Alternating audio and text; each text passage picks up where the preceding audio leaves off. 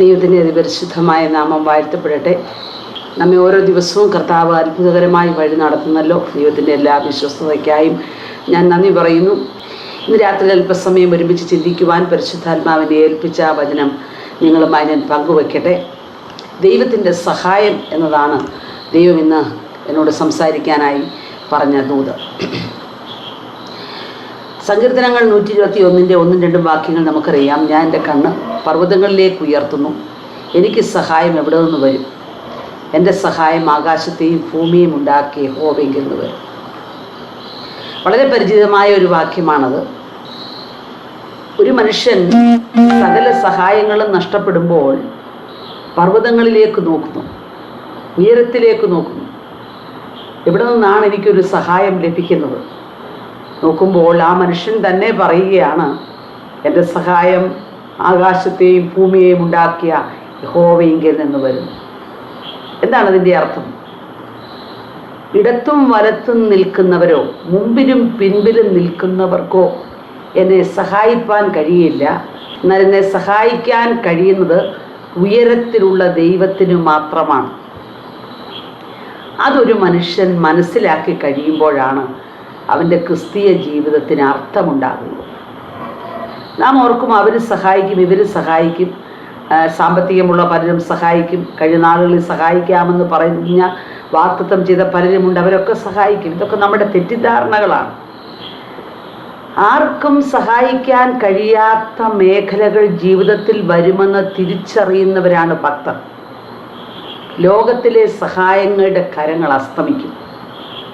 ലോകത്തിലെ എത്ര ഉന്നതനാണെങ്കിലും ഞാൻ കൂടെയുണ്ട്, സഹായിക്കാമെന്ന് പറഞ്ഞാൽ അതിനെ വിശ്വസിക്കുന്നവർ മാനുഷിക ജീവിതം സാധാരണക്കാരാണ് എന്ന് പറഞ്ഞാൽ വിശ്വസിക്കാൻ പാടില്ല. അവർക്ക് തക്ക സമയത്ത് സഹായിക്കാൻ പറ്റിയില്ലെങ്കിലോ? നമ്മുടെ കുടുംബജീവിതത്തിൽ പോലും ഞാൻ നിൻ്റെ അവസാനം വരെ സഹായിക്കാമെന്ന് പറയുന്ന പലരും ഇടയ്ക്ക് വെച്ച് നഷ്ടപ്പെട്ടിട്ടില്ലേ?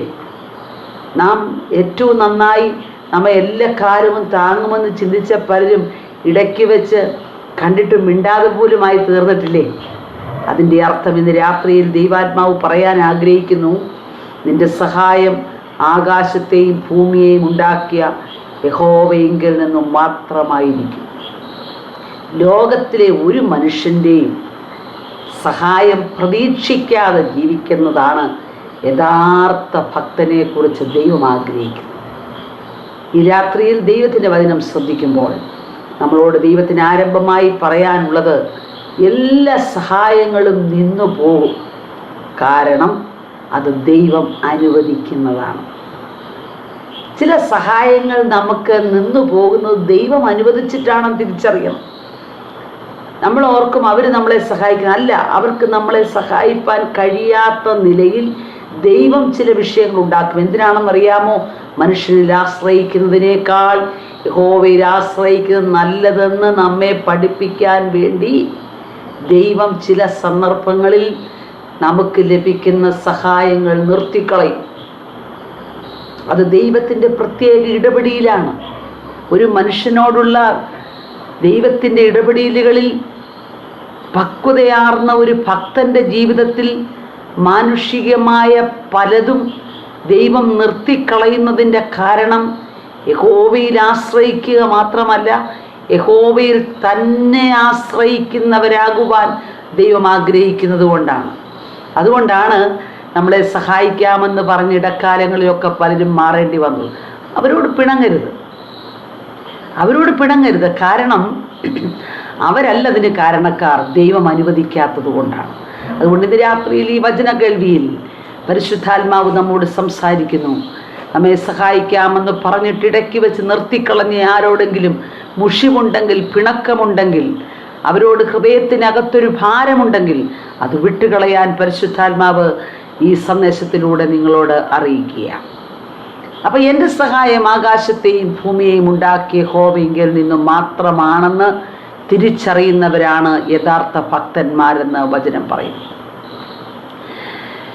ദൈവവചനത്തിൽ സഹായങ്ങൾ ലഭിച്ച അനേകരുണ്ട്. എന്നാൽ എനിക്ക് പ്രധാനമായി തോന്നിയ ഒരു സഹായം പഴയ നിയമത്തിലുള്ള ഒരു കാര്യം കൂടി ഞാൻ പറഞ്ഞിട്ട് മുൻപോട്ട് പോകാം. പഴയ നിയമത്തിൽ യെശയ്യാ പ്രവചനം 31 അധ്യായം അതിൻ്റെ 1 മുതലുള്ള വാക്യങ്ങൾ വായിക്കുമ്പോൾ, ഇസ്രായേലിൻ്റെ പരിശുദ്ധിയിലേക്ക് നോക്കുകയോ യഹോവയെ അന്വേഷിക്കുകയോ ചെയ്യാതെ സഹായത്തിനായി മിസ്രയീമിൽ ചെന്ന് കുതിരകളിൽ ഊന്നി രഥം അനവധിയുള്ളതുകൊണ്ട് അതിലും കുതിരച്ചേവകർ മഹാബലവാന്മാരാകൊണ്ട് അവരിലും ആശ്രയിക്കുന്നവർക്ക് അയ്യോ കഷ്ടം. അടുത്ത വചനം, ദുഷ്പ്രവർത്തിക്കാരുടെ സഹായത്തിനും വിരോധമായി എഴുന്നേൽക്കും. മിസ്രയീമ്യർ ദൈവമല്ല മനുഷ്യരത്രേ, അവരുടെ കുതിരകൾ ആത്മാവല്ല ജഡമത്രേ. യഹോവ തൻ്റെ കൈ നീട്ടുമ്പോൾ സഹായിക്കുന്നവൻ ഇടറുകയും സഹായിക്കപ്പെടുന്നവൻ വീഴുകയും അവരെല്ലാവരും ഒരുപോലെ നശിച്ചു പോവുകയും ചെയ്യും. യെശയ്യാ പ്രവചനത്തിൽ 31 അധ്യായത്തിൽ പരിശുദ്ധാത്മാവ് ഒരു കാര്യം പഠിപ്പിക്കാൻ ആഗ്രഹിക്കുക. ആ കാലത്ത് ഏറ്റവും ബലവത്തായ, ആരോഗ്യമുള്ള, പ്രയോജനമുള്ള കുതിരകളെ ലഭിക്കുന്നത് മിസ്രയീമിലായിരുന്നു. അന്നത്തെ രാജാക്കന്മാർക്ക് ഫറവോനും ഒക്കെ ഉപയോഗിക്കുന്ന പെൺകുതിരകളെ കുറിച്ച് പോലും വേദപുസ്തകം പറയുന്നു. അത്ര ശക്തമത്തായ കുതിരകളുള്ള മിസ്രയീമിലെ കുതിരകളിൽ ആശ്രയം വെച്ചവരുണ്ട്. മിസ്രയീമിലെ ജനങ്ങളിൽ ആശ്രയം വെച്ചവരുണ്ട്. എന്നാൽ പരിശുദ്ധാത്മാവ് യെശയ്യാ പ്രവാചകനിലൂടെ പറയുന്നു, അനവധി രഥങ്ങളും കുതിരകളുമുള്ള മിസ്രയീമിൽ നീ ആശ്രയിച്ചാൽ അതൊക്കെ വെറും ജഡമാണ്, അവർ വെറും മനുഷ്യരാണ്, അവരിൽ ആശ്രയിക്കാമെന്ന് നീ വിശ്വസിക്കരുത്, അവരുടെ സഹായം വ്യർത്ഥമാണ്. 30 അധ്യായത്തിൽ പറയുന്നു, മിസ്രയീമ്യരുടെ സഹായം വ്യർത്ഥമത്രേ, ഒരു മനുഷ്യൻ്റെയും സഹായം പ്രതീക്ഷിക്കരുത്. മിസ്രയീമിൽ ഏറ്റവും ശക്തമേറിയ കുതിരകൾ ഉണ്ടെങ്കിൽ പോലും നിന്റെ സഹായത്തിനു വേണ്ടി അതൊന്നും പ്രയോജനപ്പെടില്ല. അവർ ജഡമാണ്, വെറും മൃഗമാണ്, അവർ മനുഷ്യരാണ്, അവരെ കൊണ്ട് സഹായിക്കാൻ കഴിയില്ല. എന്നാൽ ദൈവം തൻ്റെ കൈ നീട്ടുമ്പോൾ സഹായിക്കുന്നവൻ ഇടറുകയും സഹായിക്കപ്പെടുന്നവൻ വീഴുകയും ചെയ്യും. അപ്പൊ ദൈവത്തിൻ്റെ സഹായമില്ലെങ്കിൽ മാനുഷികമായി എത്ര ഉന്നത അനുഭവങ്ങൾ നിങ്ങൾക്കുണ്ടെന്ന് പറഞ്ഞാലും അതെല്ലാം തകർന്നു പോകുമെന്നല്ലേ അതിൻ്റെ അർത്ഥം. മിസ്രയീമിലെ കുതിരകളോട് കിടപിടിക്കാൻ മറ്റൊരു രാജ്യത്തെയും കുതിരകളെ കൊള്ളില്ല. അതുകൊണ്ടാണ് ജ്ഞാനിയായ ശലോമോൻ പോലും മിസ്രയീമിൽ കുതിരകൾക്ക് വേണ്ടി പോയി കുടുംബത്തെ അവിടെ നിന്ന് സൃഷ്ടിക്കേണ്ടി വന്നത്. അങ്ങനെയാണെങ്കിൽ ഏറ്റവും ശ്രേഷ്ഠമെന്ന് തോന്നുന്നതിലും ആശ്രയിക്കുകയോ അവയുടെ സഹായത്തിനു വേണ്ടി കാത്തിരിക്കുകയോ ചെയ്യേണ്ട. കാരണം അതിലും വലുതാണ് ദൈവത്തിൻ്റെ സഹായം. ദൈവം അനുവദിക്കാതെ ഒരു സഹായവും നിങ്ങളുടെ പക്കൽ എത്തുകയില്ല എന്നിന്ന് രാത്രിയിൽ ഞാൻ ദൈവാത്മാവിൽ പറയുന്നു. നിങ്ങളെ സഹായിക്കാമെന്ന് പറഞ്ഞ് പലരും മാറി നിൽക്കുന്നതിൻ്റെ കാര്യം വീണ്ടും ദൈവാത്മാവ് പറയുന്നു. ദൈവം ബ്ലോക്ക് ചെയ്താൽ അതിനെ തുറക്കാൻ ആർക്കും കഴിയില്ല. ദൈവം അടച്ചാൽ ആ വഴി പിന്നെ തുറക്കുകയില്ല.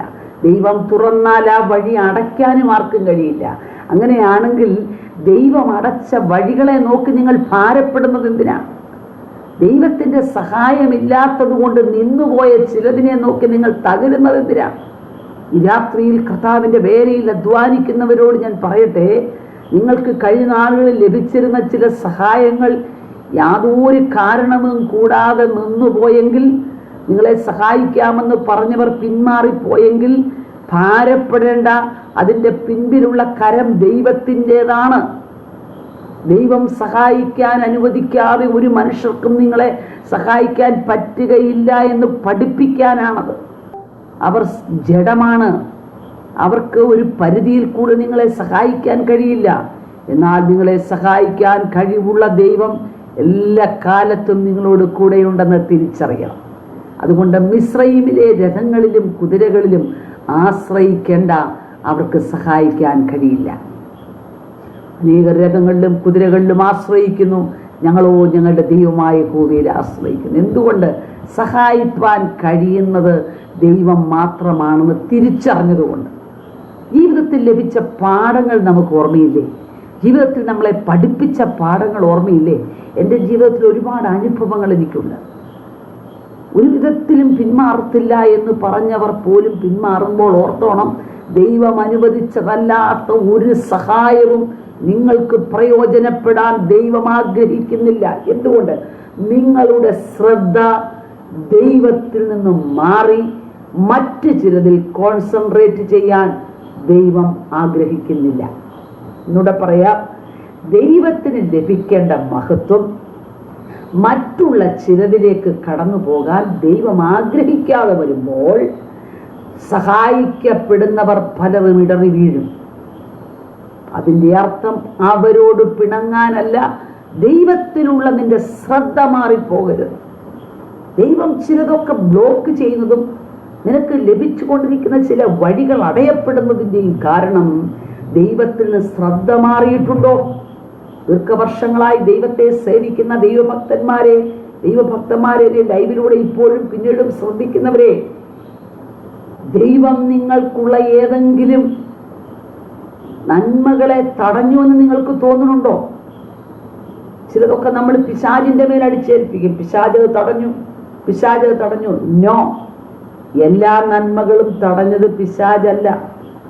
എല്ലാ സഹായങ്ങളും തടഞ്ഞത് പിശാചല്ല. പിശാച് തടയും ഇല്ലെന്ന് ഞാൻ പറയുന്നില്ല. പക്ഷേ ദൈവം ചിലത് തടഞ്ഞാൽ ലോകത്തിലെ ആർക്കും അത് തുറക്കാൻ കഴിയില്ല. പിശാച് തടഞ്ഞതാണെങ്കിൽ ദൈവം അതിനെ തുറന്നു തരും. ദൈവം തടഞ്ഞതാണെങ്കിൽ അതിൻ്റെ മുകളിൽ ഒരു അധികാരം ലോകത്തിലില്ല. എന്തുകൊണ്ട് ദൈവം അത് തടഞ്ഞു? നിങ്ങളുടെ ശ്രദ്ധ ദൈവത്തിൽ നിന്ന് മറ്റ് ചിലതിലേക്ക് മാറുമെന്ന് കണ്ടാൽ നിങ്ങളുടെ ഹൃദയത്തിൻ്റെ ശ്രദ്ധ തന്നിലേക്ക് തിരിക്കാൻ ദൈവം ചില സഹായങ്ങൾ ബ്ലോക്ക് ചെയ്യും. അതുകൊണ്ട് എത്ര ഉന്നതമായ അനുഭവങ്ങൾ നിങ്ങൾക്കുണ്ടെന്ന് പറഞ്ഞാലും അതിനേക്കാൾ ശ്രേഷ്ഠമാണ് ദൈവത്തിൻ്റെ കരങ്ങളെന്ന് തിരിച്ചറിയണം. ഈ രാത്രി വചനം കേൾക്കുന്നവരോട് പരിശുദ്ധാത്മാവ് പറയുന്നു, ദൈവത്തിൻ്റെ സഹായത്തിന് വേണ്ടി കാത്തിരിക്കുന്നതാണ് നല്ലത്. ലോകത്തിലെ എല്ലാ സഹായങ്ങളും ലഭിച്ചിട്ട് ദൈവത്തിൻ്റെ സഹായം നിങ്ങൾക്കില്ലെങ്കിൽ നിങ്ങൾ തകർന്നു പോകും. എന്നാൽ ലോകത്തിലെ എല്ലാ സഹായങ്ങളും നിങ്ങൾക്ക് നിന്നുപോയിട്ട് ദൈവം മാത്രം നിങ്ങൾക്ക് സഹായമായിട്ടുണ്ടെങ്കിൽ നിങ്ങൾ ലോകത്തിൻ്റെ മുൻപിൽ വലിയവരായി മാറുമെന്ന് ഉറപ്പാണ്. ദൈവത്തിൻ്റെ സഹായം ലഭിച്ചാൽ മതി.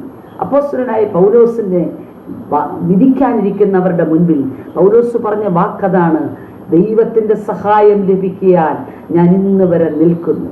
ചെറിയവരോടും വലിയവരോടും സുവിശേഷം പറയുന്നു. എന്താ ഭക്തന്മാരെ, നമുക്ക് ദൈവത്തിൻ്റെ സഹായമുണ്ടെങ്കിലേ നിൽക്കാൻ കഴിയുകയുള്ളൂ. അതുകൊണ്ട് മനുഷ്യൻ്റെ ഒരു സഹായങ്ങളും വേണ്ട എന്നല്ല അർത്ഥം. ദൈവം അനുവദിക്കുന്ന സഹായങ്ങൾ ലഭിച്ചോട്ടെ. ദൈവം അനുവദിക്കാത്തതൊന്നും നമ്മുടെ കയ്യിൽ വരരുത്, നമ്മുടെ ജീവിതയാത്രയിൽ വരരുത്. ദൈവത്തെക്കാളധികം മറ്റൊന്നിലേക്ക് നമ്മുടെ ശ്രദ്ധ മാറിപ്പോകരുത്. നമ്മുടെ ശ്രദ്ധ മുഴുവനും ദൈവത്തിന് ലഭിക്കണമെന്ന് ദൈവം ആഗ്രഹിക്കുന്നു. അതിനേക്കാൾ അധികമായി മറ്റൊന്നിനെയും സ്നേഹിപ്പാനോ കാണുവാനോ ഇടയാകരുതേ എന്നുള്ള പ്രാർത്ഥനയിൽ വേണം നാം മുൻപോട്ട് പോകുവാൻ. വേദപുസ്തകത്തിൽ അടുത്തൊരു ഭാഗത്തേക്ക് ഞാൻ പ്രധാനമായും കടന്നു വരട്ടെ. ലൂക്കോസിന്റെ സുവിശേഷം 10-ാം അധ്യായം അതിൻ്റെ 40-ാമത്തെ വാക്യം. മാർത്തയോ വളരെ ശുശ്രൂഷയാൽ കുഴങ്ങിയിട്ട് അടുക്ക വന്നു. കർത്താവേ, എൻ്റെ സഹോദരി ശുശ്രൂഷയ്ക്കെന്നെ തനിച്ചു വിട്ടിരിക്കുന്നതിൽ നിനക്ക് വിചാരമില്ലയോ? എന്നെ സഹായിപ്പാൻ അവളോട് കൽപ്പിച്ചാലും എന്ന് പറഞ്ഞു. ഈ ഭാഗമാണ് ഇന്ന് പ്രധാനമായി ചിന്തയ്ക്ക് ദൈവാത്മാവ് എന്നോട് സംസാരിച്ചത്. എന്നെ സഹായിപ്പാൻ അവളോട് കൽപ്പിച്ചാലും എന്ന് മാർത്ത പറഞ്ഞു. യേശുക്രിസ്തു ലോക ജീവിതത്തിലായിരുന്നപ്പോൾ ഏറ്റവും അധികം സന്ദർശിച്ച ഭവനമാണ് ബെഥാന്യയിലെ ഭവനം. 3 പേരവിടെയുണ്ട്: ലാസർ, മാർത്ത, മറിയ. ഒരു കൂട്ടായ്മയിലും ലാസറിനെ നമ്മളവിടെ കാണുന്നില്ല. തൻ്റെ ഉയർത്തെഴുന്നേൽപ്പ് എന്ന് പറഞ്ഞാൽ മരിച്ചതിൽ നിന്ന് അദ്ദേഹം വീണ്ടും ജീവൻ പ്രാപിച്ചതിന് ശേഷമാണ് യേശുവിനോട് പന്തിയിലിരുന്നത്. അതിനു മുൻപ് ലാസറിനെ നമ്മൾ അവിടെ കാണുന്നില്ല. എന്നാൽ അവരെ ആദ്യമായി കാണുന്ന സ്ഥലമാണിത്. അവരുടെ ഭവനത്തിൻ്റെ അടുത്തൂടെ കർത്താവ് പോകുമ്പോൾ മാർത്തയാണ് നിർബന്ധിച്ച് യേശുവിനെ വീട്ടിൽ കൈക്കൊണ്ടത്. യേശുവിനെ ഭക്ഷണത്തിന് വേണ്ടി വിളിച്ചതും മാർത്തയാണ്. അങ്ങനെ വന്ന യേശുവിനെ ശുശ്രൂഷിക്കുവാൻ ഉള്ള തിരക്കിലാണ് മാർത്ത. മാർത്തയ്ക്ക് ശുശ്രൂഷയിൽ വളരെ സന്തോഷമാണ്. നമ്മളും അങ്ങനെയാണ്. പലരും ശുശ്രൂഷയ്ക്ക് വളരെ ആഗ്രഹമുണ്ട്. കൈകൊണ്ട് ചെയ്യുന്ന ശുശ്രൂഷയ്ക്ക് വളരെ ആഗ്രഹമാണ്. ഭക്ഷണം കൊടുക്കാൻ, രുചികരമായ ഭക്ഷണം കൊടുക്കാൻ, അത് വേണ്ടതല്ലേ, വേണ്ടത് തന്നെ. യേശുവിനെ വിളിച്ചു വരുത്തിയിട്ട് രുചികരമായ ഭക്ഷണം കൊടുക്കാതെ അപമാനിക്കുന്നത് തെറ്റാണ്. പല സ്ഥലങ്ങളിലും ചെല്ലുമ്പോൾ നമ്മളെ വിളിച്ചു വരുത്തിയിട്ട് നമുക്ക് വേണ്ടതുപോലെ മാന്യത തരാതിരിക്കുന്ന പല സ്ഥലങ്ങളെ എനിക്ക് ഓർമ്മ വരാറുണ്ട്. നമ്മൾ ചെല്ലുമ്പോൾ നമ്മൾ വലിയ ആളൊന്നും അല്ലെങ്കിലും ഒരു സാധാരണക്കാരാണെങ്കിലും നമ്മുടെ വീട്ടിലൊരു അതിഥിയായി വന്നാൽ അവരെ എങ്ങനെ സ്വീകരിക്കണം, സൽക്കരിക്കണമെന്ന് നാം പലരും പഠിക്കേണ്ടിയിരിക്കുന്നു. എൻ്റെ അനുഭവങ്ങളിൽ ഒത്തിരി ഉണ്ട്. ഏറ്റവും ചെറിയ ഒരാളാണെങ്കിൽ പോലും എന്ന് പറഞ്ഞാൽ ലോകത്തിൻ്റെ മുൻപിൽ വലിയ വിലയൊന്നും ഇല്ല എന്ന് തോന്നുന്ന ഒരു വ്യക്തിയാണെങ്കിലും എന്നെ വിളിച്ചു പറഞ്ഞിട്ട് വന്നാൽ അവരെ നന്നായി സ്വീകരിക്കണമെന്ന് താല്പര്യമുള്ള ഒരാളാണ് ഞാൻ. എന്നാൽ പല സ്ഥലങ്ങളിലും ചെല്ലുമ്പോൾ അവഗണിക്കപ്പെടുന്നത് പോലെയുള്ള അനുഭവങ്ങളൊക്കെ തോന്നാറുണ്ട്. അതൊരു തെറ്റൊന്നുമല്ല, അവർക്ക് അത്രേ പരിജ്ഞാനമുള്ളൂ എന്ന് നമ്മൾ ചിന്തിച്ചാൽ മതി. എന്നാൽ യേശുവിനെ വിളിച്ചു വരുത്തിയിട്ട് വേണ്ടതുപോലെ യേശുവിനെ സൽക്കരിക്കാതെ വിട്ടാൽ അത് യേശുവിന് ബുദ്ധിമുട്ടുണ്ടാക്കുന്ന കാര്യമാണ്. അതുകൊണ്ട് ഒരാളെ അതിഥിയായി വിളിച്ചാൽ അവരെ സൽക്കരിക്കണം. അത് യേശുവിന് സന്തോഷമുള്ള കാര്യമാണ്. എന്നാൽ ആ ശുശ്രൂഷയിൽ മാത്രം 100% താല്പര്യമെടുത്ത് അതിൽ മാത്രം കോൺസെൻട്രേറ്റ് ചെയ്ത് നിൽക്കാൻ ദൈവം ആഗ്രഹിക്കുന്നില്ല. കർത്താവ് തങ്ങളുടെ വീട്ടിൽ വന്നത് അവന് ഭക്ഷണം കൊടുത്ത് തൃപ്തി പ്രാപിച്ചു പോകാൻ മാത്രമല്ല, അവൻ്റെ കാൽക്കലിരുന്ന് വചനം പഠിക്കാനും കൂടെയാണ്. സ്വർഗത്തിലെ വിലയേറിയ മർമ്മങ്ങളെ വെളിപ്പെടുത്തി കൊടുക്കുവാൻ, ആ കുടുംബത്തിൻ്റെ അകത്ത് നിത്യതയെക്കുറിച്ചൊരു ദർശനം കൊടുക്കുവാൻ, പുനരുത്ഥാനത്തെക്കുറിച്ചുള്ള വചനം പഠിപ്പിക്കുവാൻ ആ വീട്ടിൽ യേശു വന്നപ്പോൾ അവന് ഭക്ഷണം മാത്രം കൊടുക്കുന്നതിൽ ശ്രദ്ധ കേന്ദ്രീകരിച്ച് അതിനുവേണ്ടി ഓടി നടന്ന് കുഴങ്ങിയെന്നാണ് അവിടെ പറയുന്നത്. അത് കർത്താവിന് ഇഷ്ടമല്ല. നാം കർത്താവിന് വേണ്ടി ചെയ്യുമ്പോൾ നന്നായി ചെയ്യണം. അപ്പോൾ തന്നെ ഏതിന് പ്രാധാന്യം കൊടുക്കണമെന്നറിഞ്ഞു വേണം നാം കർത്താവിന് വേണ്ടി നിൽക്കുവാൻ. ദൈവത്തിന് എപ്പോഴും പ്രാധാന്യം ദൈവത്തിൻ്റെ വചനത്തിനും നിത്യതയോടുള്ള ബന്ധത്തിനുള്ള ജീവിതത്തിനുമാണ്. നാം കൊടുക്കണം, കർത്താവിന് വേണ്ടി കൊടുക്കണം. കർത്താവിൻ്റെ നാമത്തിന് കർത്താവിൻ്റെ ദാസന്മാർക്ക് ഒട്ടും അത് കുറഞ്ഞതല്ല. കർത്താവിൻ്റെ നാമത്തിൽ അത് കൊടുക്കുന്നത് ഒട്ടും ചെറിയതായ കാര്യമല്ല. സ്വർഗത്തിൽ വലിയ പ്രതിഫലമുള്ളത് കൊണ്ട് കൊടുക്കുക തന്നെ വേണം. എന്നാൽ അതിനുവേണ്ടി നടന്ന് കുഴങ്ങരുത്. ചിലർ ഓവർ ഡ്യൂട്ടി ചെയ്തും ഓവർ ടൈം ചെയ്തും ഒക്കെ കുഴങ്ങിയിട്ട് അയ്യോ എനിക്ക് പ്രാർത്ഥിക്കാൻ സമയമില്ല എന്ന് പറയുന്നതിൽ ദൈവത്തിന് വലിയ താല്പര്യമില്ല. അതുകൊണ്ട് നിങ്ങൾ ഏത് ചെയ്താലും എന്ത് ചെയ്താലും ദൈവത്തിന് കൊടുക്കേണ്ട സമയം കൊടുക്കണമെന്നാണ്. മാർത്തയോടുള്ള കർത്താവിൻ്റെ അരുളപ്പാടിങ്ങനെയായിരിക്കും: മാർത്തയെ, നിന്റെ കൈ കൊണ്ടുള്ള ശുശ്രൂഷയേക്കാൾ എനിക്കിഷ്ടം എൻ്റെ കാൽക്കലിൽ നീ വചനം പഠിക്കുന്നതാണ്. അതുകൊണ്ടാണ് മറിയ നല്ല അംശം തിരഞ്ഞെടുത്തിരിക്കുന്നു എന്ന് കർത്താവ് മറിയെ നോക്കി പറയേണ്ടി വന്നു. മറിയ കർത്താവിൻ്റെ പാദപീഠത്തിൽ ദൈവത്തിൻ്റെ വചനം ശ്രദ്ധിക്കാനിരുന്നു. എന്നാൽ മറിയെ ശ്രദ്ധിക്കേണ്ടതല്ലേ അടുക്കളയിലെ കാര്യവും കൂടെ? എന്നാൽ ഞാൻ വിശ്വസിക്കുന്നു മറിയ കർത്താവ് വരുന്നതിന് മുൻപ് ആ വീട്ടിലെ കാര്യങ്ങളൊക്കെ ശ്രദ്ധിച്ചിട്ട് പിന്നീടായിരിക്കാം പോയിരുന്നത്. മാർത്തയ്ക്ക് പിന്നെയും പല കാര്യങ്ങളും കൂടെ ചെയ്തു കൊടുക്കണമെന്നുള്ള ആഗ്രഹത്തിന് എക്സ്ട്രാ ചെയ്യുന്നതായിരിക്കാം. എന്തും ആയിക്കൊള്ളട്ടെ, മാർത്തയെ കുഴങ്ങി എന്നാണ് അവിടെ പറഞ്ഞത്. യഥാർത്ഥ ശുശ്രൂഷക്കാർ കുഴങ്ങുവാൻ പാടില്ല. കർത്താവിന് വേണ്ടി ചെയ്യുന്ന ശുശ്രൂഷക്കാർ കുഴങ്ങിപ്പോകരുത്. ഞാൻ മടങ്ങി വരുന്നു. മാർത്ത തൻ്റെ ജീവിതത്തിൽ ഒരുപാട് കാര്യങ്ങൾ കർത്താവിന് വേണ്ടി ചെയ്തിട്ട് മറിയയുടെ ഒരു ഹെൽപ്പും ലഭിക്കുന്നില്ല, സഹായവും ലഭിക്കുന്നില്ല എന്ന് കണ്ടപ്പോൾ യേശുവിൻ്റെ അടുക്കൽ വന്നിട്ട് പറയുക: കർത്താവേ, നീ എന്നെ സഹായിക്കാൻ അവളോടൊന്ന് കൽപ്പിച്ചാലും. ആ ഭാഗമാണ് ഞാൻ ചിന്തിച്ചത്. എന്താ അതിൻ്റെ അർത്ഥം? യേശു ആ വാക്കിനെ പ്രോത്സാഹിപ്പിച്ചില്ല. കാരണം, ഞാൻ വചനത്തിലേക്ക് വരട്ടെ, നമ്മെ ഒരാൾ സഹായിക്കണമെങ്കിൽ അത് നാം ദൈവത്തോട് പറഞ്ഞിട്ട് വേണ്ട. എന്നെ സഹായിക്കാൻ ദൈവത്തിന് ഒരാളെ അപ്പോയിൻ്റ് ചെയ്യാൻ പറ്റും. ഞാൻ പറഞ്ഞിട്ട് ഒരാളെ കൊണ്ട് ദൈവം എന്നെ സഹായിപ്പിക്കേണ്ട ആവശ്യമില്ല. കർത്താവിന് വേണമെങ്കിൽ ചിന്തിക്കാം, മറിയയും കൂടെ ചെന്നൊന്ന് ഹെൽപ്പ് ചെയ്താൽ പെട്ടെന്ന് ആ പണി തീർത്ത് മാർത്തയ്ക്ക് വരാം. എന്നാൽ മാർത്ത എക്സ്ട്രാ ചെയ്യുന്ന കാര്യങ്ങളെക്കാൾ ഏറ്റവും വിലയേറിയ കാര്യമാണ് മറിയ ചെയ്യുന്നതെന്ന് തിരിച്ചറിയുന്ന കർത്താവിനറിയാം. അതുകൊണ്ടാണ് കർത്താവ് അതിനെ പ്രോത്സാഹിപ്പിച്ചത്. പക്ഷേ കർത്താവിനോട് എന്നെ ഒന്ന് സഹായിക്കണമേ എന്ന് നമുക്ക് പറയാം. അതിന് പകരം അവരോട് എനിക്ക് വേണ്ടി ഒന്ന് പറയാമോ എന്ന് ചോദിക്കാൻ നമുക്ക് അവകാശമില്ല. കാരണം വേദപുസ്തകത്തിൻ്റെ വെളിച്ചത്തിൽ ഞാൻ പറയാം, ദൈവത്തിൻ്റെ വേലയ്ക്ക് വേണ്ടി ഇറങ്ങിത്തിരിച്ച ഭക്തനായ മനുഷ്യനാണ് ഏലിയാവ്. ഏലിയാവിനെ ദൈവം ഏൽപ്പിച്ച ഡ്യൂട്ടി രാജാവിനോട് ദൂത് പറയുക എന്നുള്ളതാണ്. തന്നെ ഏൽപ്പിച്ച ദൗത്യത്തിൽ ഏലിയാവ് വിശ്വസ്തനായപ്പോൾ ഏലിയാവിനെ സംരക്ഷിക്കേണ്ട കാര്യത്തിൽ ദൈവവും വിശ്വസ്തനാണ്. ഒന്നുകൂടെ പറയാം, ദൈവം ഏൽപ്പിച്ച ഒരു പദ്ധതിയുമായി ഒരു ദൗത്യവുമായി പോകുന്ന ഒരു ഭക്തൻ വിശ്വസ്തനാണെങ്കിൽ അവനെ സംരക്ഷിക്കുന്നതിൽ ദൈവവും വിശ്വസ്തനാണ്.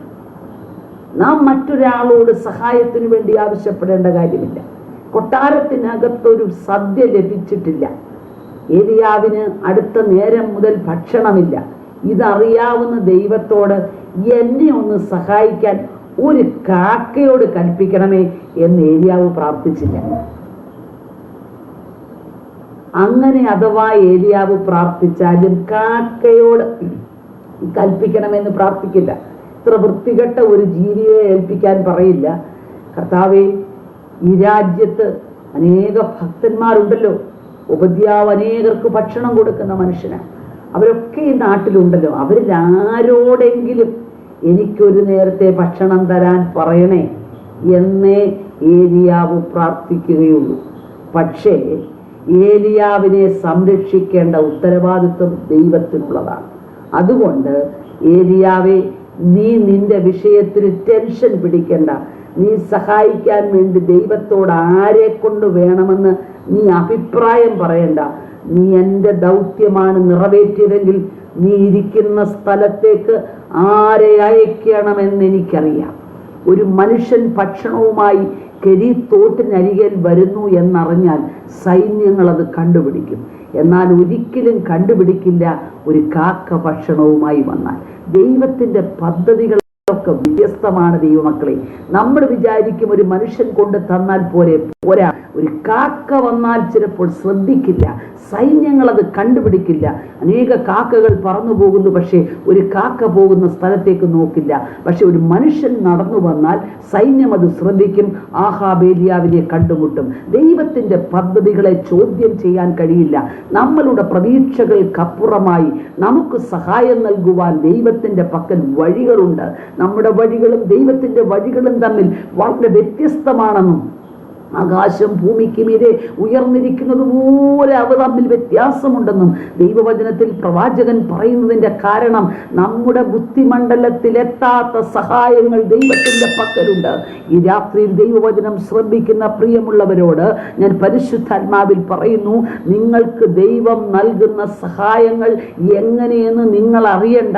പക്ഷേ സമയത്ത് ദൈവത്തിൻ്റെ പദ്ധതികൾ നിങ്ങൾക്ക് വേണ്ടി വെളിപ്പെടുത്തുന്ന ഒരു ദൈവത്തെയാണ് നിങ്ങൾ സേവിക്കുന്നത്.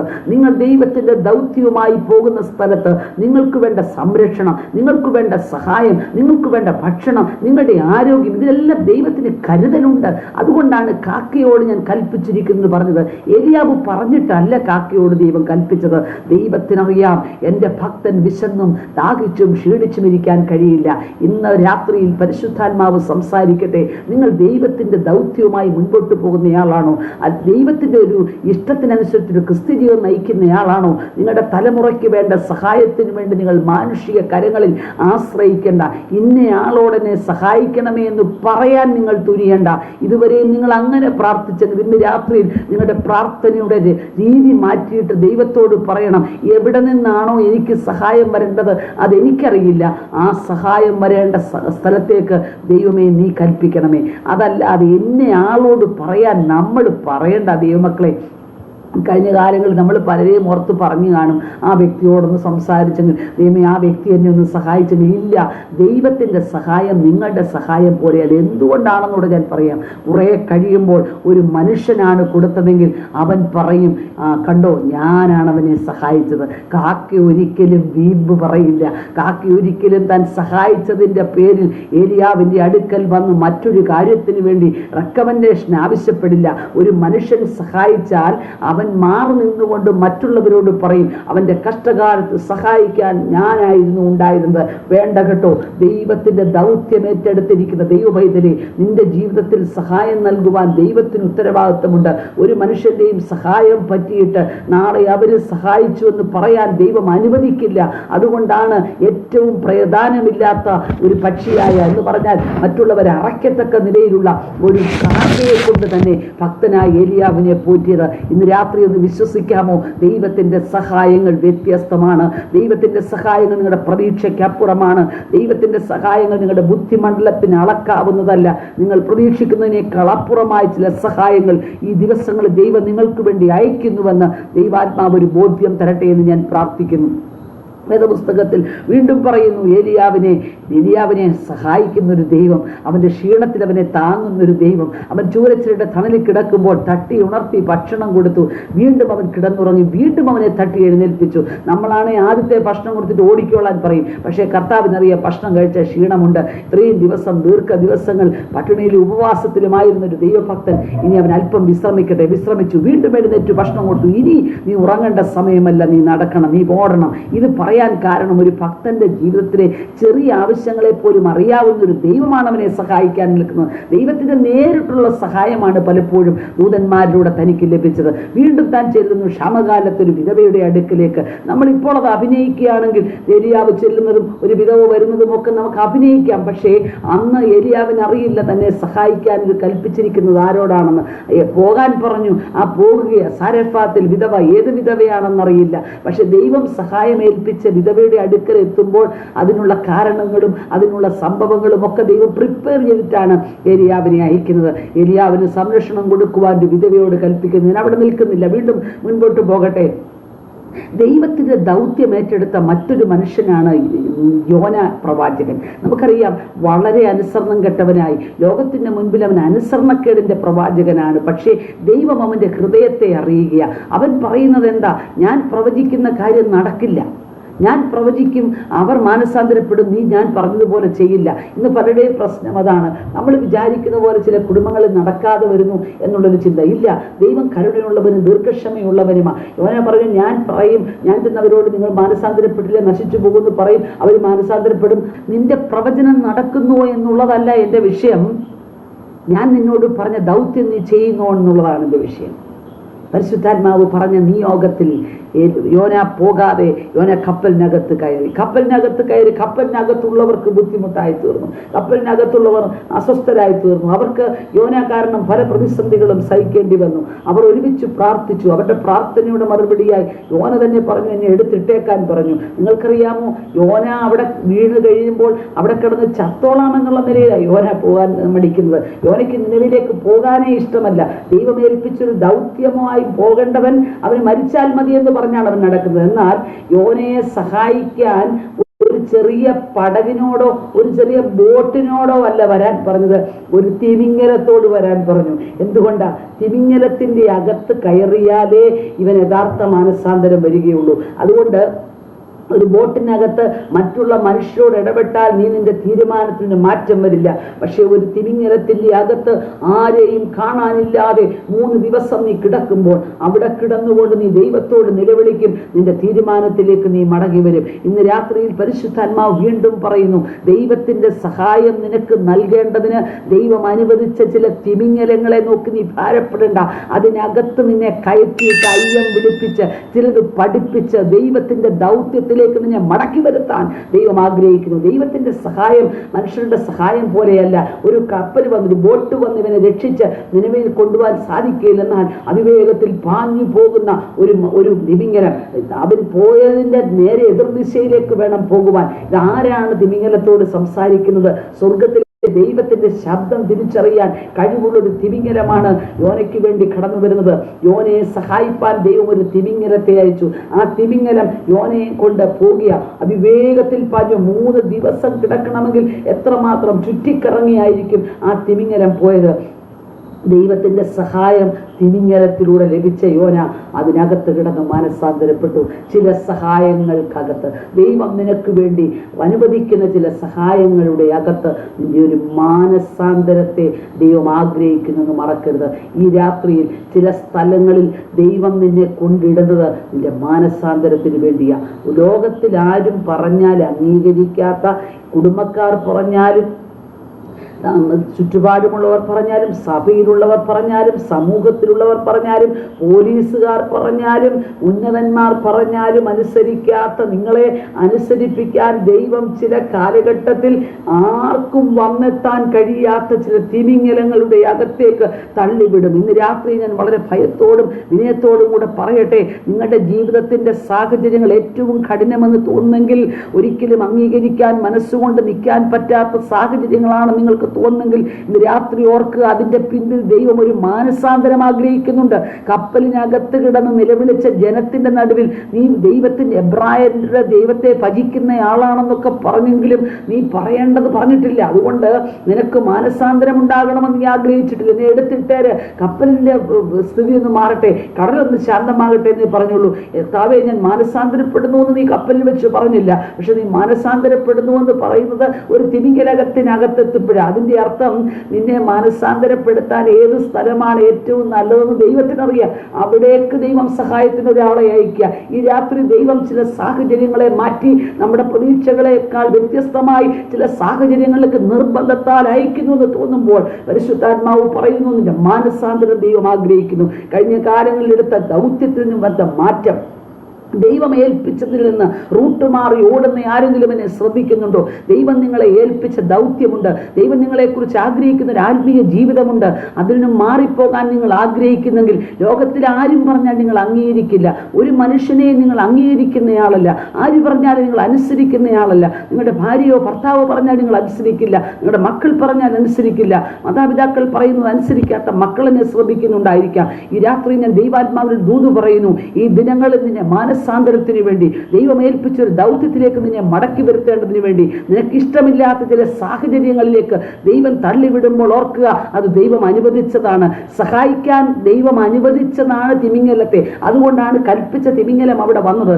ആ തിമിംഗലത്തിന്റെ അകത്ത് കിടന്ന് അയ്യം വിളിച്ചെങ്കിൽ മാത്രമേ ദൈവത്തിന് നിന്റെ ഹൃദയത്തിൽ മറഞ്ഞിരിക്കുന്ന പദ്ധതിയിലേക്ക് നിന്നെ കൊണ്ടുവരാൻ കഴിയുള്ളൂ. ഇന്ന് രാത്രി എന്നെ കേൾക്കുമ്പോൾ ഓർക്കുക, ഏതെങ്കിലും സ്ഥാനങ്ങളിൽ ദൈവം ഏൽപ്പിച്ച ദൗത്യത്തിൽ നിങ്ങൾ തിരിഞ്ഞോടുന്നുണ്ടോ? നിങ്ങളുടെ മാനുഷിക പ്രതീക്ഷകൾക്കെതിരെയുള്ള ചിലത് ദൈവം പറഞ്ഞു നിങ്ങൾക്ക് തോന്നുന്നുണ്ടോ? നിങ്ങളുടെ വരുമാന മാർഗങ്ങളിൽ നിന്ന് ലഭിച്ചുകൊണ്ടിരിക്കുന്നതിനെ സ്റ്റോപ്പാക്കിയിട്ട് ദൈവം മറ്റു ചില സാഹചര്യങ്ങളിലേക്ക് നിങ്ങളെ നിർബന്ധിച്ച് അയക്കാൻ ശ്രമിക്കുമ്പോൾ നിങ്ങൾ അതിനോട് മത്സരിച്ച് നിൽക്കുന്നയാളാണോ? ഇന്ന് രാത്രി എന്നെ കേൾക്കുന്ന പ്രിയമുള്ളവരോട് ഞാൻ പറയട്ടെ, പരിശുദ്ധാത്മാവ് പറയുന്ന ദൂത് ഇതാണ്. ചില സാഹചര്യങ്ങളിൽ നിങ്ങളുടെ മാനുഷിക ബുദ്ധികളെ മാറ്റിവെച്ച് ദൈവിക ദൗത്യത്തിലേക്ക് നിങ്ങളെ മടക്കി വരുത്തുവാൻ ദൈവം ചില സാഹചര്യങ്ങളെ നിങ്ങൾക്ക് വേണ്ടി ഒരുക്കുകയാണ്. ചില സഹായങ്ങളെ ഒരുക്കുകയാണ്. ആ കപ്പലിനകത്തുനിന്ന് താഴെ വീണ യോന കടലിനകത്ത് മുങ്ങി നശിക്കുവാൻ ദൈവം ആഗ്രഹിക്കുന്നില്ല. മറിച്ച് ആ കടലിനകത്ത് കിടന്നാൽ നീ ചത്തുപോകും, നീ മരിച്ചു പോകും, നിന്റെ ജീവിതം തീർന്നിട്ടില്ല, നിന്നെ ഇവിടെ കൊണ്ട് തീർക്കാൻ ദൈവത്തിന് പദ്ധതിയില്ല. നിന്നെ കൊണ്ടുള്ള മഹത്തായ ദൗത്യം മറ്റൊരാളെ നിനക്ക് പകരം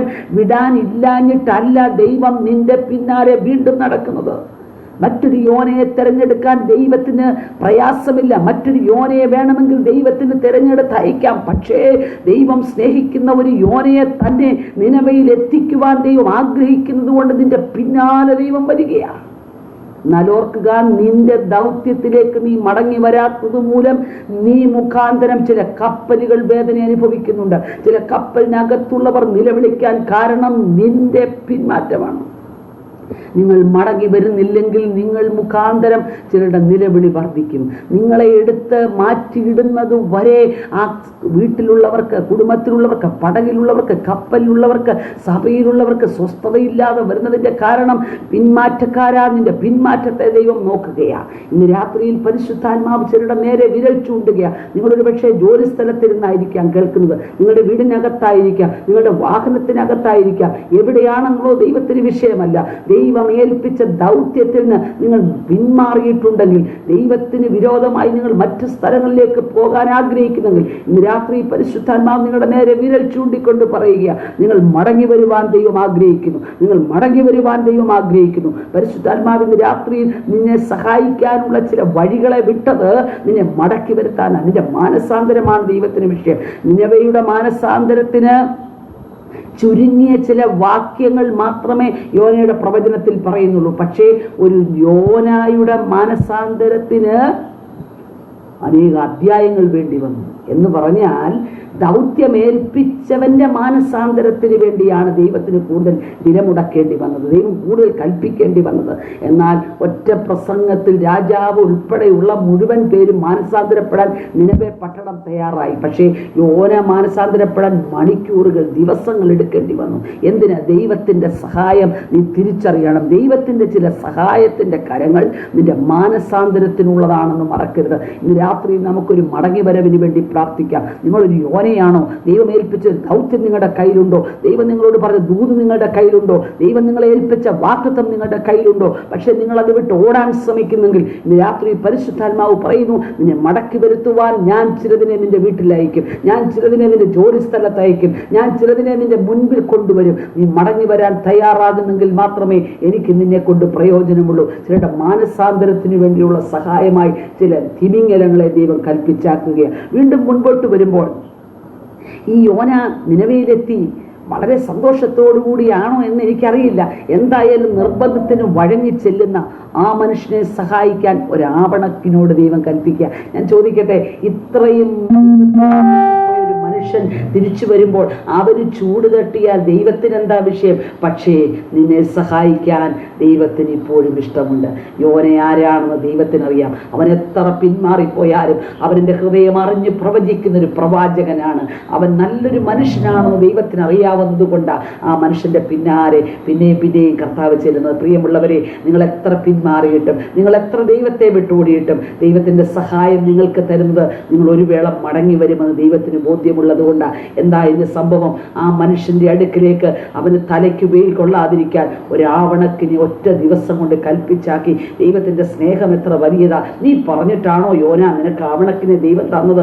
നിന്റെ ആഗ്രഹം അറിഞ്ഞ്, നിന്റെ വെയിൽ കൊള്ളാനുള്ള പ്രയാസം കണ്ട് നിനക്ക് വേണ്ടി സഹായത്തിന് ചോദിക്കാതെ വരികയല്ലേ? നീ പ്രാർത്ഥിക്കാതെ എത്ര സഹായങ്ങൾ ദൈവം നിനക്ക് തന്നു. ഇന്ന് എന്നെ കേൾക്കുന്ന പ്രിയമുള്ളവരെ, പരിശുദ്ധാത്മാവ് ചോദിക്കുന്നു, നിങ്ങളുടെ ആവശ്യങ്ങൾ അറിഞ്ഞ് നിങ്ങൾ ചോദിക്കാതെ തന്നെ പ്രാർത്ഥിക്കുന്നതിന് മുൻപ് തന്നെ എത്രയോ ആവണക്കുകളെ ദൈവം നമുക്ക് തന്നതാണ്.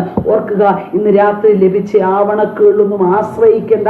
പക്ഷെ ആവണക്കുകളെ മറക്കരുത്. ദൈവം നൽകിയ ആവണക്കുകളെ മറക്കണ്ട. ദൈവം നൽകിയ സഹായങ്ങളെ മറക്കണ്ട. പക്ഷെ അതിൽ ആശ്രയിക്കരുത്. അതാണ് പിന്നീട് പഠിപ്പിക്കുന്നത്. ആവണക്കിനെ സഹായമായി ലഭിച്ച ആവണക്കിനിൽ വല്ലാതെ പ്രശംസിച്ചുകൊണ്ട് അതിനെ അങ്ങ് പ്രൈസ് ചെയ്യുകയും അതിനകത്തങ്ങ് സന്തോഷിക്കുകയും ചെയ്തപ്പോൾ മറ്റൊരു ആളിനെ കൽപ്പിച്ചാക്കൊരു പുഴു, ആ പുഴുവിൻ്റെ പ്രയത്നത്താൽ ആ ആവണക്കിനെ കുത്തിക്കളഞ്ഞു. ദൈവം നിനക്ക് തരുന്ന സഹായത്തിനകത്ത് ഒരു പരിധിയിൽ കൂടുതൽ നീ ആശ്രയിക്കുകയും പ്രശംസിക്കുകയും അതിൽ നീ മുറുകെ പിടിക്കുകയും ചെയ്ത് ആവണക്കിനെ തന്ന ദൈവത്തെ മറക്കുന്നു എന്ന് കണ്ടാൽ ഓർക്കുക, ചില പുഴുവിനെയും ദൈവം കൽപ്പിച്ചാക്കും. ദൈവത്തിന് ആരെ വിളിച്ച് തൻ്റെ പ്രവൃത്തി ചെയ്യിക്കണമെന്നറിയാം. ദൈവത്തിന് വേണ്ടി പ്രവർത്തിക്കാൻ എല്ലാവരും റെഡിയാ. മൃഗങ്ങളും മനുഷ്യരും എല്ലാം റെഡിയാ. അതിനകത്ത് ഓർക്കുക, പരിശുദ്ധാത്മാവ് അനുവദിക്കാത്തതൊന്നും നിന്റെ ജീവിതത്തിൽ എത്തുവാൻ ദൈവം ആഗ്രഹിക്കുന്നില്ല. എന്നാൽ ഈ ആവണക്കിൽ അങ്ങ് വല്ലാതെ ആശ്രയിക്കുകയും പ്രശംസിക്കുകയും ചെയ്യുമ്പോൾ ദൈവത്തിനറിയാം, ഇത് മാറ്റിയില്ലെങ്കിൽ ഇവൻ എൻ്റെ ഹൃദയത്തിൻ്റെ ഭാരം മനസ്സിലാക്കില്ല. നിലവേ പട്ടണത്തേക്കാൾ ഇവൻ ഇപ്പോൾ സന്തോഷം ഈ ആവണക്ക ചൂട് തട്ടാതെ വളരെ തണലോടുകൂടി ഇരിക്കാമല്ലോ എന്ന് ഓർത്തപ്പോൾ ദൈവം പറഞ്ഞു, വേണ്ട, അതൊന്നും മാറ്റിയത്. അവൻ എൻ്റെ വേദനയൊന്ന് മനസ്സിലാക്കണം. നഷ്ടപ്പെട്ടു പോകുന്ന ജനത്തെക്കുറിച്ചുള്ള എൻ്റെ വേദന ഇവൻ മനസ്സിലാക്കണമെങ്കിൽ ഇവൻ പഴയതുപോലെ ചൂടനുഭവിക്കണം. ഇന്ന് രാത്രിയിൽ ദൈവം നൽകിയ ചില ആവണക്കുകളെ മുറുകെ പിടിച്ചുകൊണ്ട് അതിലെന്തൊക്കെയോ സംതൃപ്തി കണ്ടെത്തുന്ന ആരൊക്കെയോ എന്നെ കേൾക്കുന്നുണ്ട്. നിങ്ങൾക്ക് ലഭിച്ച ജോലിയായിരിക്കാം, സാമ്പത്തിക നന്മയായിരിക്കാം, ബാങ്ക് ബാലൻസ് ആയിരിക്കാം, സൗന്ദര്യമുള്ള ഭാര്യയായിരിക്കാം, ആരോഗ്യമുള്ള കുഞ്ഞുങ്ങളായിരിക്കാം. ഇതൊക്കെ താൽക്കാലികമായ ആവണക്കുകൾ മാത്രമാണ്. ഈ ആവണക്കിനെ നോക്കി നീ വല്ലാതെ പ്രശംസിക്കുന്നെങ്കിൽ അത് അയച്ചു തന്ന ആ സഹായം അയച്ചു തന്ന ദൈവത്തെ മറന്നിട്ട് നിനക്ക് ലഭിച്ച ഏതെങ്കിലും നന്മയ്ക്കകത്ത് ആവണക്കിനകത്ത് വല്ലാതെ അങ്ങ് അഡിക്റ്റായി പോയെങ്കിൽ രാത്രി പരിശുദ്ധാത്മാവ് പറയുന്നു, ഒറ്റ സെക്കൻഡ് മതി പുഴുവിനോട് പറഞ്ഞാൽ അത് കുത്തിക്കളയാൻ. ഇന്ന് രാത്രി ഞാൻ വളരെ ഭയത്തോടെ പറയട്ടെ, ദൈവം നൽകിയ ആവണക്കുകളെ നോക്കി പ്രശംസിക്കരുത്.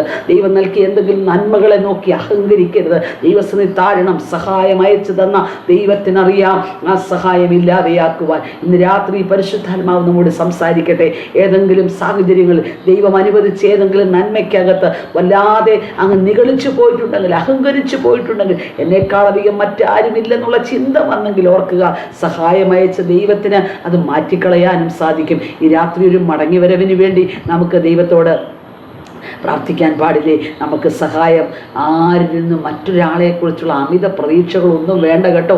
ഇന്നയാൾ എന്നെ സഹായിക്കും, എൻ്റെ ജീവിതത്തിൽ അവരെനിക്കൊരു വഴി തുറക്കും. ഇല്ല, നീ എല്ലാ കാര്യങ്ങളും ചെയ്തു തരാമെന്ന് പറഞ്ഞ വാക്കിൽ വിശ്വസിക്കരുത്. അമിത പ്രതീക്ഷ വേണ്ട. മക്കളിൽ ആശ്രയിക്കരുത്, ഭർത്താവിൽ ആശ്രയിക്കരുത്, ഭാര്യയിൽ ആശ്രയിക്കരുത്, സഭയിൽ ആശ്രയിക്കരുത്. എന്നെ സഹായിക്കാമെന്ന് പറഞ്ഞാൽ എനിക്ക് ഉന്നതന്മാരിൽ ആശ്രയിക്കണം. അമിത പ്രതീക്ഷകൾ വേണ്ട. ദൈവം അനുവദിക്കാത്ത ഒരു സഹായവും നിൻ്റെ അടുക്കൽ എത്തരുത് എന്ന് പ്രാർത്ഥിക്കാൻ നാം തയ്യാറാകണം. അതുകൊണ്ട് പരിശുദ്ധാത്മാവ് നമ്മെ സഹായിക്കാനുള്ളയാളോട് സഹായിക്കാൻ ദൈവം തന്നെ നേരിട്ട് പറയും. മാർത്തയ്ക്ക് പറ്റിയ അബദ്ധം എന്താ? ഒന്ന് പറയാൻ പറഞ്ഞു. ഒരിക്കലും അത് പറയേണ്ട കാര്യമല്ല. പക്ഷേ അവിടെ അന്നേരത്തെ കുഴങ്ങിയ പ്രയാസം കൊണ്ട് പറഞ്ഞതാ. പക്ഷെ കർത്താവ് അത് മുഖവിലയ്ക്ക് പോലും എടുത്തില്ല. മറിയെ ഒരല്പ നിമിഷത്തേക്ക് ഒന്ന് പോയി അവളെ ഒന്ന് സഹായിച്ച് നിങ്ങൾ രണ്ടുപേരും കൂടെ പ്രാർത്ഥിക്കാൻ വന്നിരിക്കുക എന്നല്ല കർത്താവ് പറഞ്ഞത്. നിന്നെ ഏൽപ്പിച്ച കാര്യം നീ ചെയ്തിട്ട് നീ കുഴങ്ങാതെ നീയും വന്ന് ഇവളെ പോലെ വചനം പഠിക്കാനിരിക്കണം. നമ്മൾ ഓർക്കും അവർക്ക് എന്നെ ഒന്ന് സഹായിച്ചാൽ എന്താ, അവളോടൊന്ന് പറഞ്ഞാൽ എന്താ. ഇല്ല, നിന്നെ സഹായിക്കാൻ ദൈവം അനുവദിക്കാത്ത ആരും നിന്നെ സഹായിക്കാൻ വരില്ല. ഞാൻ മറ്റൊരു കാര്യം കൂടെ പറയാം. ദൈവത്തിന് നമ്മളോടുള്ള വാഗ്ദത്തം നിറവേറ്റാൻ മറ്റൊരാളിൻ്റെ സഹായമൊന്നും ആവശ്യമില്ല. ദൈവം നമുക്കൊരു വാഗ്ദത്തം തന്നിട്ടുണ്ടെങ്കിൽ, ദൈവം നമുക്ക് തന്നിരിക്കുന്ന ഒരു ശുശ്രൂഷ അത് നിവർത്തിയാക്കേണ്ടതിന് ഒരു രണ്ടുപേരെയും കൂടെ എൻ്റെ കൂടെ വേണ്ട. അങ്ങനെ ദൈവം ആഗ്രഹിക്കുന്നില്ല. നിങ്ങളെ ഒരു ശുശ്രൂഷ ദൈവം ഏൽപ്പിച്ചെങ്കിൽ അതിന് നിങ്ങളുടെ ഭർത്താവ് പോലും നിങ്ങളെ സഹായിക്കണമെന്നില്ല, നിങ്ങളുടെ ഭാര്യ സപ്പോർട്ട് ചെയ്യണമെന്ന് ദൈവം ആഗ്രഹിക്കുന്നില്ല. കാരണം നിങ്ങൾ ഒറ്റയ്ക്ക് നിന്ന് ചിലതിനോട് പടപൊരുതാൻ ദൈവം നിങ്ങളെ ആക്കിയതാണ്. പല കുടുംബങ്ങളിലുമുള്ള പ്രശ്നം, നമുക്ക് ശുശ്രൂഷയുണ്ട്, എന്നെ സഹായിക്കാൻ എൻ്റെ പ്രിയപ്പെട്ടവരില്ല. അങ്ങനെ സഹായിക്കുന്നവർക്ക് അത് അനുഗ്രഹമായി ഏറ്റെടുത്തോട്ടെ. പക്ഷേ ചില സാഹചര്യങ്ങളിൽ ഞാനൊരു ദൂത് പറയാം. ദൈവം നിങ്ങളെ ഒരു പ്രത്യേകമായ ശുശ്രൂഷയോ ദൗത്യവും ഏൽപ്പിച്ചിട്ടുണ്ടെങ്കിൽ നിങ്ങളെ സഹായിപ്പാൻ നിങ്ങളുടെ കുടുംബത്തിലുള്ളവർക്ക് പോലും കഴിയില്ല.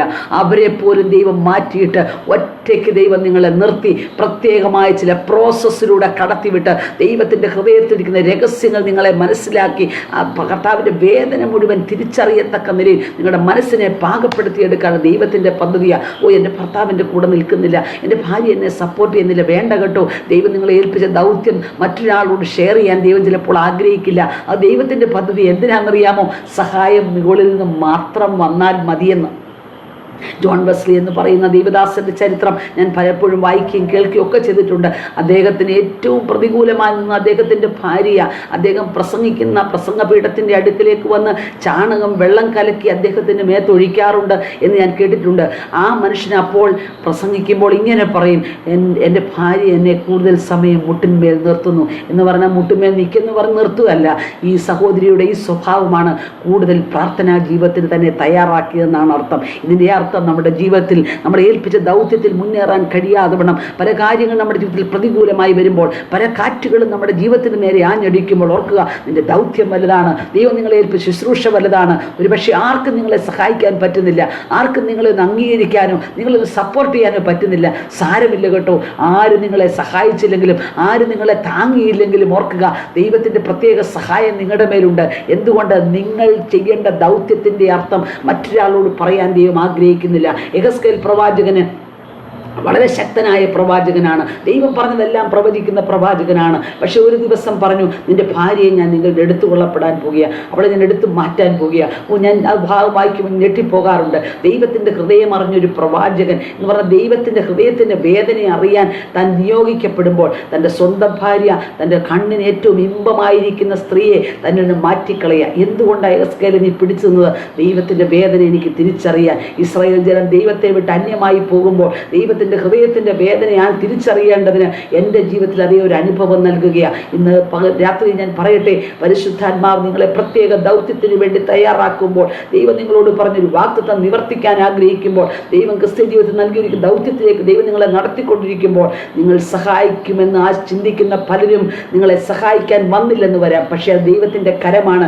സഹായിക്കാത്തവരോട് പിണങ്ങരുത്, അവരെ നോക്കി ഭാരപ്പെടരുത്, മുഷിയരുത്. ദൈവം അനുവദിക്കാത്ത ഒരു സഹായവും നിങ്ങൾക്ക് വരില്ല. അത് ഇന്ന് രാത്രി ഉറപ്പിച്ച് ഞാൻ പറയുക. ദൈവം അനുവദിച്ച സഹായങ്ങൾ നിങ്ങൾ പ്രതീക്ഷിക്കാത്ത നിലയിൽ നിങ്ങളുടെ വീട്ടിൽ വരും. അത് അവിണക്കായിരിക്കാം, കാക്കയായിരിക്കാം, വിധവയായിരിക്കാം, തിമിംഗലമായിരിക്കാം. നിങ്ങൾ പ്രതീക്ഷിക്കേണ്ട, നിങ്ങൾക്ക് എങ്ങനെയെന്നറിയില്ല. പക്ഷേ തക്ക സമയത്ത് സഹായത്തിനുള്ള കരവുമായി അവൻ നമ്മുടെ അടുക്കൽ വരും. അതുകൊണ്ട് നമ്മൾക്ക് ദൈവം അയക്കുന്ന സഹായങ്ങളെ തിരിച്ചറിയാൻ നമ്മുടെ കണ്ണുകൾ തുറക്കണം. ഇന്ന് രാത്രി ദൈവം അയക്കുന്ന സഹായങ്ങളെ തിരിച്ചറിയണം കേട്ടോ. നമ്മുടെ വാശികൾ, കടിപിടുത്തങ്ങൾ, നമ്മൾ ചിന്തിക്കുന്നത് പോലെ ദൈവം പ്രവർത്തിക്കണം എന്നുള്ള നമ്മുടെ ബുദ്ധി, അതൊക്കെ ഒന്ന് മാറ്റി വെച്ചിട്ട് ഏത് നിലയിലും എന്നെ സഹായിക്കാൻ എൻ്റെ ദൈവത്തിന് കഴിയും, എനിക്ക് വേണ്ടി ദൈവം അയക്കുന്ന സഹായങ്ങളെ തിരിച്ചറിയാൻ എൻ്റെ കണ്ണുകളെ തുറക്കണമെന്ന് നമുക്ക് ദൈവത്തോട് പ്രാർത്ഥിക്കാം. എലിയാവ് ഒരിക്കലും ഈ വൃത്തികെട്ട കാക്കയിൽ ഞാൻ കഴിക്കില്ല എന്ന് പറഞ്ഞില്ല. ഈ ജീവി അശുദ്ധമായ സ്ഥലത്തൊക്കെ ഇരിക്കുന്ന ഈ ജീവിയിൽ നിന്ന് മേടിച്ച് ഞാൻ കഴിക്കില്ലെന്ന് പറഞ്ഞില്ല. കാരണം ദൈവം അയക്കുന്ന സഹായങ്ങൾ അശുദ്ധമെന്ന് പറഞ്ഞ് തള്ളിക്കളയാൻ നമുക്ക് അവകാശമില്ല. ദൈവം എന്ത് തന്നാലും അത് ദൈവത്തിൻ്റെ സഹായമായി തിരിച്ചറിഞ്ഞ് ദൈവത്തിൻ്റെ സന്നിധി വിശ്വസ്തയോടെ നിൽക്കാൻ ദൈവം നമ്മെ സഹായിക്കട്ടെ. അതുകൊണ്ട് മറ്റൊരാളോട് സഹായിക്കാൻ പറയണം എന്ന് നാം ദൈവത്തോട് പറയേണ്ട. കർത്താവേ, ഇതിൻ്റെ നടുവിൽ എന്നെ സഹായിക്കാൻ നിനക്ക് പല വഴികളുണ്ട്. നിൻ്റെ വഴിയെ തിരിച്ചറിഞ്ഞ് നിൻ്റെ ഹിതപ്രകാരം മുൻപോട്ട് പോകാൻ എന്നെ സഹായിക്കണമേ. ദൈവത്തിൻ്റെ സഹായം ലഭിക്കുന്നില്ലെങ്കിൽ നമുക്കൊരിക്കലും നിലനിൽക്കാൻ സാധ്യമല്ല. ദൈവമക്കളെ, നമ്മുടെ ക്രിസ്തീയ ജീവിതത്തിൽ പലയിടത്തും നമ്മൾ പരാജയപ്പെട്ടു പോകേണ്ട സ്ഥാനത്ത് എത്രയോ തവണ ദൈവത്തിൻ്റെ സഹായത്തിൻ്റെ കരം നമുക്ക് വേണ്ടി ഇറങ്ങി വന്നു. നാം പ്രതീക്ഷിക്കാത്ത എത്രയോ പേരെ കൊണ്ട് ദൈവം നമ്മെ സഹായിച്ചു. അതിനെല്ലാം നന്ദി പറയേണ്ട ദൈവത്തിനാണ്. ഒരിക്കലും കാക്കയ്ക്കൊരു രൂപക്കൂടുണ്ടാക്കി കാക്കയെ കയറ്റിയിരുത്തി ആരാധിക്കാൻ വേണ്ടിയല്ല കാക്കയിലൂടെ സഹായിച്ചത്. വിധവയെ എന്തോ വലിയ ആളാക്കി കാണിക്കാനല്ല, വിധവയുടെ കയ്യിൽ പിടിച്ചുകൊണ്ട് നടക്കാനല്ല. ദൈവം ആഗ്രഹിക്കുന്നത് ആ സമയത്ത് നിനക്കൊരു സഹായം തരുവാൻ ഞാനൊരാളെ അപ്പോയിൻ്റ് ചെയ്തു, ഞാനൊരു ആവണക്കിനെ ആക്കി. ആവണക്കിന് നീ പ്രശംസിക്കേണ്ട, തിമിംഗലത്തിന് നീ സ്തുതിക്കേണ്ട, തിമിംഗലത്തിൻ്റെ രൂപം നീ ഉണ്ടാക്കേണ്ട, ഒന്നും വേണ്ട. ദൈവം തരുന്ന സഹായങ്ങളെ തിരിച്ചറിഞ്ഞ് നന്ദി മുഴുവൻ ദൈവത്തിന്. ദൈവം ആരെ കൊണ്ട് സഹായിപ്പിച്ചാലും നന്ദി മുഴുവൻ ദൈവത്തിന് കൊടുക്കണം. അല്ലാതെ ഒരു മാനുഷികമായ നിലയിലേക്ക് നമ്മുടെ ശ്രദ്ധ തിരിഞ്ഞ് കോൺസെൻട്രേഷൻ മാറി ദൈവമേൽപ്പിച്ച ദൗത്യത്തിന് പിന്മാറാൻ നമുക്കൊരിക്കലും ഇടയാകില്ലേ. നമുക്ക് ദൈവത്തോട് പ്രാർത്ഥിക്കാം. ഇന്ന് രാത്രിയിൽ ഈ വചനം കേട്ടവരെ ദൈവം അനുഗ്രഹിക്കട്ടെ. ദൈവത്തിൻ്റെ സഹായങ്ങൾ തിരിച്ചറിയാൻ, ദൈവം നമുക്ക് നൽകുന്ന സഹായങ്ങൾക്ക് വേണ്ടി മാത്രം ആഗ്രഹിക്കുവാൻ, മാനുഷിക സഹായങ്ങൾ വ്യർത്ഥമാണെന്നും മനുഷ്യൻ്റെ സഹായങ്ങൾ അർത്ഥമില്ലാത്തതാണെന്നും തിരിച്ചറിയാൻ നമ്മുടെ ബുദ്ധിയെ ദൈവം തുറക്കട്ടെ. പലരും നമ്മളെ സഹായിച്ചില്ല എന്നോർത്തം ഭാരപ്പെട്ടിട്ടുണ്ട്. ഇന്ന് രാത്രി പരിശുദ്ധാത്മാവ് പറയുന്നു, ഞാൻ അനുവദിക്കാത്തതൊന്നും നിൻ്റെ ജീവിതത്തിൽ എത്തുകയില്ല. ഞാൻ എവിടെ വെച്ച് സ്റ്റോപ്പ് ചെയ്യുന്നു അവിടെ വെച്ച് നിന്നെ സ്റ്റോപ്പ് ചെയ്യും. എന്താണെന്ന് വെച്ചാൽ മറ്റുള്ളവർ സഹായിച്ചുള്ള മരണം വരെ നിന്നെ സഹായിക്കാം എന്നൊക്കെ പറഞ്ഞാലും ആ ആളിനെ ദൈവം മാറ്റിക്കളയും. എന്തിനാണെന്നറിയാമോ? നീ തിരിച്ചറിയണം, എൻ്റെ സഹായത്തെക്കാൾ വലുതല്ല മനുഷ്യൻ്റെ സഹായം. നിന്നെ സഹായിക്കാൻ ഒരാളെ നഷ്ടപ്പെട്ടാൽ മറ്റൊരാളെ ഒരുക്കാൻ ദൈവത്തിന് കഴിയും. ആശ്രയം ദൈവത്തിലാണെങ്കിൽ ആരെ കൊണ്ട് സഹായിക്കണമെന്ന് ദൈവത്തിന് അറിയാം. എന്നൊരു മനുഷ്യനെ നമ്മൾ ആശ്രയിച്ചാൽ ആ മനുഷ്യൻ്റെ സഹായം നിൽക്കുമ്പോൾ നാം ഭാരപ്പെടും, മറ്റൊരാളെ നാം കണ്ടുപിടിക്കേണ്ടി വരും. എന്നാൽ ദൈവം സഹായിക്കാൻ തുടങ്ങിയാൽ ദൈവത്തിനറിയാം അടുത്ത ആരെ അപ്പോയിൻ്റ് ചെയ്യണമെന്ന്. അതുകൊണ്ട് ഈ രാത്രിയിൽ ദൈവത്തിൻ്റെ സഹായം ലഭിക്കേണ്ടതിന് നമുക്ക് ദൈവകരങ്ങൾ ഏൽപ്പിച്ചു കൊടുക്കാം. നാം കർത്താവിൻ്റെ വേല ചെയ്യുന്നവരാണ്, ആത്മീയ ജീവിതം നയിക്കുന്നവരാണ്, ദൈവത്തിന് വേണ്ടി പ്രയോജനപ്പെടുന്നവരാണ്. ഈ രാത്രിയിൽ നമ്മുടെ ജീവിതത്തിൻ്റെ എല്ലാ തുറകളിലും പരിശുദ്ധാത്മാവ് നമ്മളെ സഹായിക്കേണ്ടതിന്, ദൈവത്തിൻ്റെ സഹായം നമുക്ക് ലഭിക്കേണ്ടതിന് നമുക്ക് ദൈവത്തോട് പ്രാർത്ഥിക്കാം. ഈ വചനങ്ങളാൽ ദൈവം നമ്മെ അനുഗ്രഹിക്കട്ടെ. പ്രിയ കർത്താവേ, ഞങ്ങൾ ഒരുമിച്ച് അങ്ങയുടെ സന്നിധിയിലേക്ക് അടുത്തു വരുന്നു. ഈ വചനം കേട്ട പ്രിയപ്പെട്ടവരോട് കരുണ കാണിക്കണമേ. ഈ വചനം പിന്നീട് ശ്രവിക്കുന്നവരോട് മനസ്സറിയണമേ. മനുഷ്യൻ്റെ സഹായം വ്യർത്ഥമാണെന്നും ഞങ്ങളെ സഹായിക്കുന്ന ഒരു ദൈവം ജീവിക്കുന്നു എന്നുള്ള ബോധ്യം ഞങ്ങൾക്ക് തരണമേ. നീ അയക്കുന്ന സഹായങ്ങളെ തിരിച്ചറിഞ്ഞ് അവയ്ക്ക് മഹത്വം കൊടുക്കാതെ സകല മഹത്വം അങ്ങയ്ക്ക് തരുവാൻ ഞങ്ങളെ പഠിപ്പിച്ചാട്ടെ. പ്രാർത്ഥന കേട്ടതിനായി സ്തോത്രം. യേശു ക്രിസ്തുവിൻ നാമത്തിൽ തന്നെ. ആമേൻ. Amen. God bless you all.